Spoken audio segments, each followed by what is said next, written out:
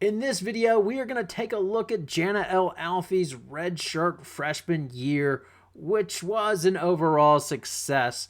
Now, I am trying to get out as much content as possible. Some of y'all are aware that I'm in the middle of a house renovation, so getting content out is a bit of a struggle. So, unfortunately, I didn't get anything out in the last week, but here we go with this one. Before we start, as always, if you enjoy the video, please give it a like. It is really helpful for the channel. And subscribe to the channel if you like the content. All right, let's get into this. Now, as I said, I think last season was a big success for Jana El Alfy in a lot of ways. She maintained her health coming back from her Achilles injury. She got better as the season went along, and she gave UConn exactly what they needed, an option to go big for an inside presence that could get rebounds and hold her ground. I would say, in a lot of ways, Jana's freshman year was much the same as KK Arnold and Ashlyn Shade. And what I mean by that, both Shade and KK probably were not ready to start in their freshman year, but they delivered just enough their freshman year, which allowed UConn to have a successful season and go to the Final Four despite all of the injuries they suffered during that season. In much the same way, Jana El Alfy was good enough to start and gave UConn important flexibility in how they were able to play in matchups against teams, and turned out to be an important component in winning their championship. How this came about was not a straight path. Gino Auriemma gave Ice Brady every chance to win the starting center spot, but it became clear that Ice Brady's days as a starter were numbered after the Notre Dame and USC games, as she was a bad liability on offense as teams were playing off of her, and it was really 4 versus 5 as she'd lost so much confidence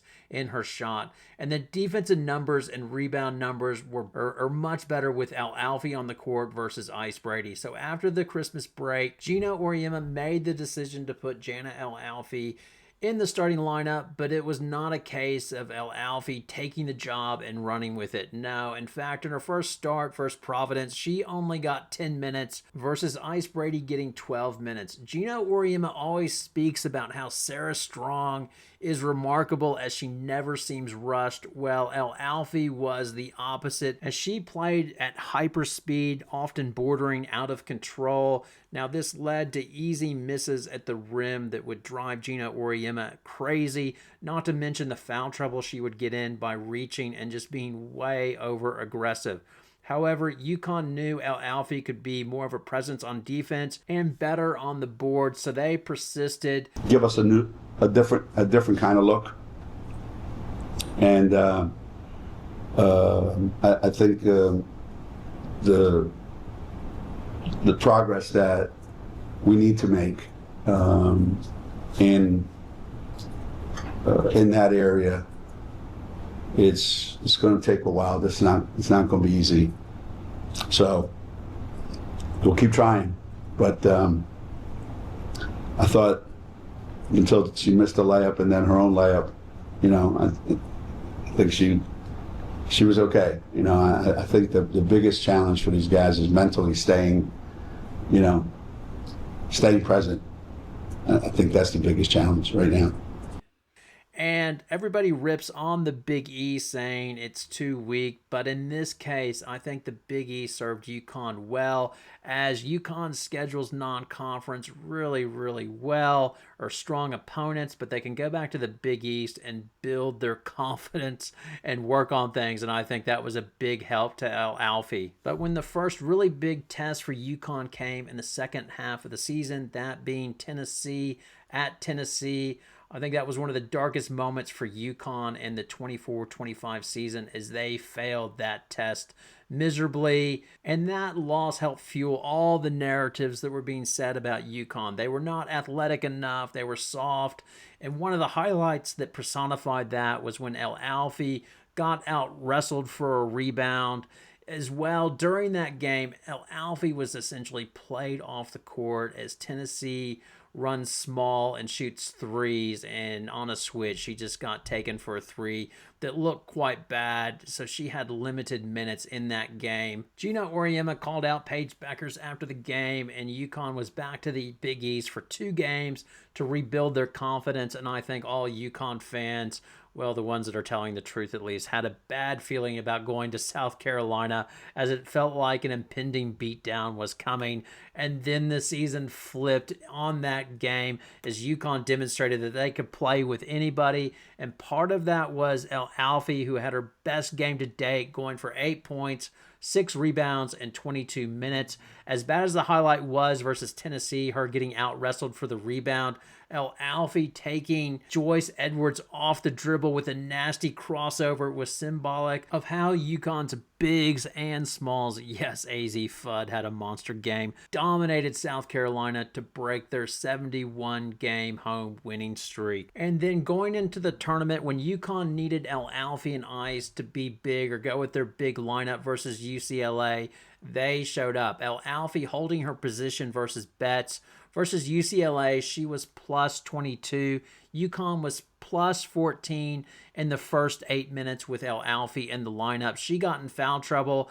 Ice Brady held up. In the championship game, El Alfy got in foul trouble and was not as effective, and UConn really dominated South Carolina in the second half with their small lineup, putting Sarah Strong at the 5. And clearly UConn's most impactful lineup was with Sarah Strong at the 5, but El Alfy did give UConn the flexibility where they did not have to rely on that small lineup at all times.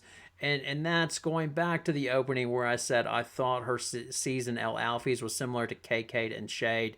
She gave UConn, like I said, exactly what they needed, which was flexibility.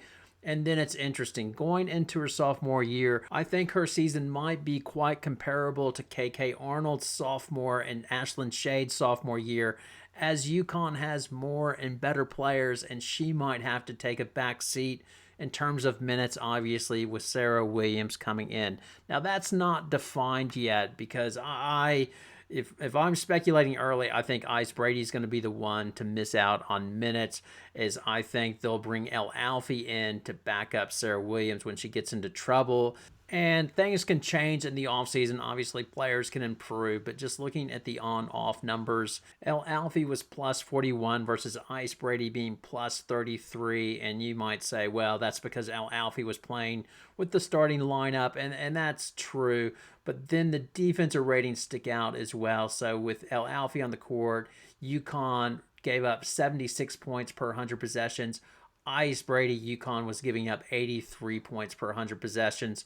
The rebound sticks out as well, the rebounding or offensive rebounds the opponents could get. So with Ice Brady on the court, opponents were able to offensive rebound 32% of their misses. With El Alfy, that was only 23%.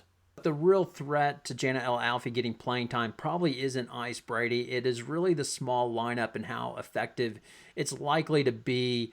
When Sarah Strong's at the 5, she's just a beast because she can take the other 5s outside or inside as well. In addition, she holds up on defense. As she's smart, she can hold her position. She has great footwork and great hands just to poke the ball away.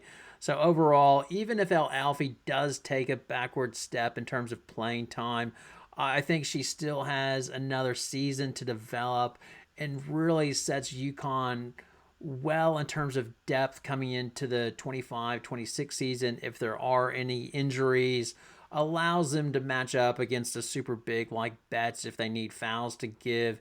In addition, they'll be well set up for El Alfy's junior year, Sarah Strong's junior year, when after Sarah Williams moves on, they'll still be really, really strong in the front court. As I think El Alfy will be a really good, solid player for UConn. As she moves well, she's aggressive. She just needs a little bit more time to refine her skills, I think. And I think she'll do that over the next year, which will be good for her and for UConn. Now it's over to you for your comments, your thought, all your poisons welcome. Thanks a lot for watching. Have a great day.